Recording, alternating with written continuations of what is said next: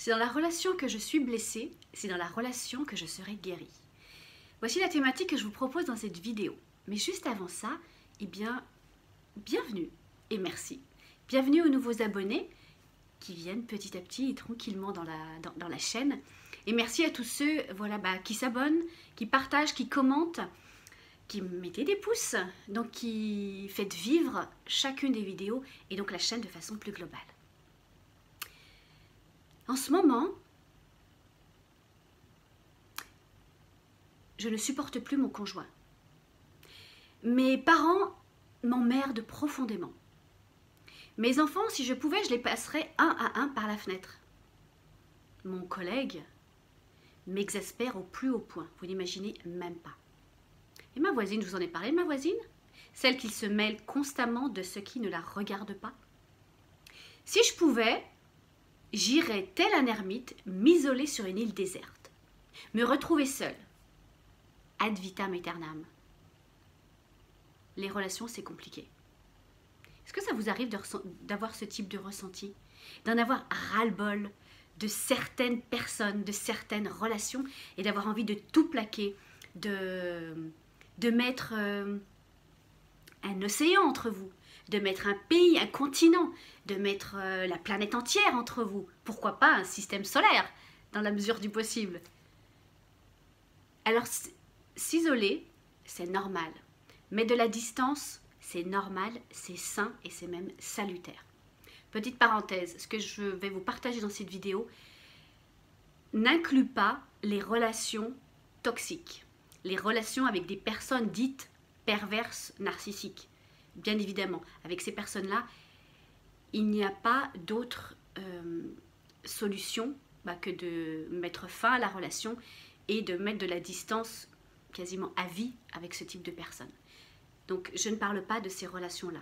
Je parle de relations, tout type de relations qui viennent nous confronter, dans lesquelles c'est compliqué, dans lesquelles c'est inconfortable, qui viennent nous bousculer.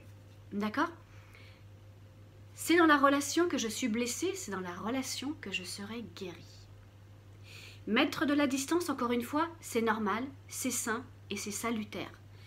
En revanche, sachez que, puisque c'est dans la relation que nous sommes blessés, eh bien, si nous ne réglons pas le conflit qu'il y a avec une personne, deux personnes, enfin peu importe, avec les personnes avec qui cela existe, eh bien, soyez certains que la vie est assez malicieuse pour vous envoyer d'autres personnes, d'autres événements, d'autres situations qui vont vous pointer du doigt ce que vous n'avez pas résolu avec la personne que vous avez sortie de votre vie. Ce n'est pas la personne qui est mauvaise. Mais réfléchissez à qu'est-ce que cette personne vient titiller en vous. Ce n'est pas ce que la personne vous dit qui vous blesse. C'est ce que ça vient toucher en vous qui n'a pas été résolu, qui n'a pas été libéré, qui n'a pas été guéri.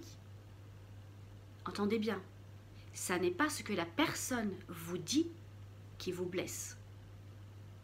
C'est ce que ça vient toucher en vous, qui n'a pas été traité. Imaginez une plaie sur votre corps. Vous avez une plaie ouverte, une plaie béante.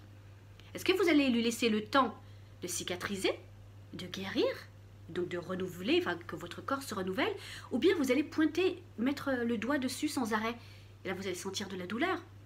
C'est normal, ok? Et bien dans une relation, c'est pareil. Cette personne-là vient pointer quelque chose qui, en vous, n'a pas encore été libéré, n'a pas encore été guéri. Donc, c'est pas dans la confrontation avec l'autre que ça va se résoudre, mais ça va être de regarder à l'intérieur de vous qu'est-ce qui est touché, qu'est-ce qui est blessé. Très souvent, ça remonte à une blessure émotionnelle, à un traumatisme dans l'enfance, dans la petite enfance qui est survenue. Et pour nous protéger, le mental le mental a fait barrage. Le mental nous l'a mis dans l'inconscient pour que nous puissions continuer à vivre de la meilleure façon qui soit, parce que sinon ce serait effectivement compliqué, surtout dans l'enfance et la petite enfance. Donc ce traumatisme, il est toujours là, mais il a simplement été mis aux oubliettes, d'accord? Mais lorsque quelqu'un vient raviver cette blessure ou ce traumatisme, c'est qu'il est temps pour vous de vous en occuper et de le résoudre. Ça a été mis aux oubliettes pour vous protéger.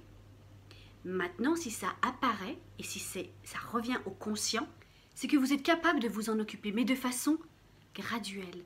Comme quelqu'un qui aurait des phobies à la hauteur, des phobies du vide, de l'arachnophobie, etc.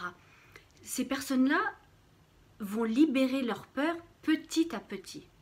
Par exemple, pour ce qui est de la peur des araignées, quelqu'un qui a des peurs viscérales, on ne va pas leur mettre sous le nez une mygale. On est d'accord? D'accord, mais on va peut-être commencer par leur montrer des images, des toutes petites images d'araignées.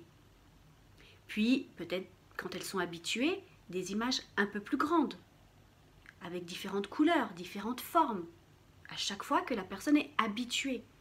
Ensuite, peut-être que ce sera des images animées, de voir voilà, une araignée en mouvement sur un écran, etc. Petit à petit, quand la personne est prête. Pour le vide, c'est pareil, enfin, on y va petit à petit. Pour ce qui est aussi des peurs de hauteur, c'est pareil, on y va marche par marche. Dans les relations, c'est la même chose, on y va étape par étape. Je vous le répète, c'est dans la relation qu'on est blessé, c'est par la relation qu'on sera guéri. Donc, on y va tranquillement. Quand on écoute nos ressentis, si on sait qu'à partir d'un moment, voilà, ça devient trop inconfortable, eh bien, on met stop à la relation. Et puis, on met un peu de distance. Et puis, on va aller récupérer. Et ça peut prendre quelques minutes, quelques heures, quelques jours, quelques semaines. Et quand on sent à nouveau qu'on est prêt, on va réinvestir la relation. Parce qu'on sait où on en est. On sait que c'est dans la relation que l'on va guérir. Et on continue ainsi de suite. Et à nouveau, lorsque ça devient un petit peu trop, on remet de la distance. On retravaille dessus et on voit comment est-ce que l'on est. Comment est-ce qu'on s'est positionné. Qu'est-ce qui a fait défaut, etc., etc. Et quand on se sent à nouveau prêt, on va à nouveau réinvestir. On va à nouveau donc réinvestir la relation. Voilà. Donc, ouais, je crois que c'est un beau parallèle en tous les cas entre cet exemple voilà, que je viens de vous citer pour la peur des araignées et la relation. Parce que de façon naturelle, on a envie de tout plaquer et puis de dire, voilà, c'est terminé, cette relation c'est fini, cette personne c'est terminé et puis basta. Sauf que la personne ne vous est envoyée que pour que vous puissiez résoudre une problématique, une blessure émotionnelle, un traumatisme qui est toujours là, présent. Et si ça se présente à nouveau, parce que ça risque de se présenter à nouveau, la vie encore une fois elle est extrêmement bien faite, elle va vous l'apporter d'une autre façon, mais ce sera encore là, c'est parce que vous êtes prêt. Vous êtes prêt à mettre le nez dans ce qui fait mal. Voilà, pour justement vous améliorer, pour évoluer, pour progresser et libérer cette blessure.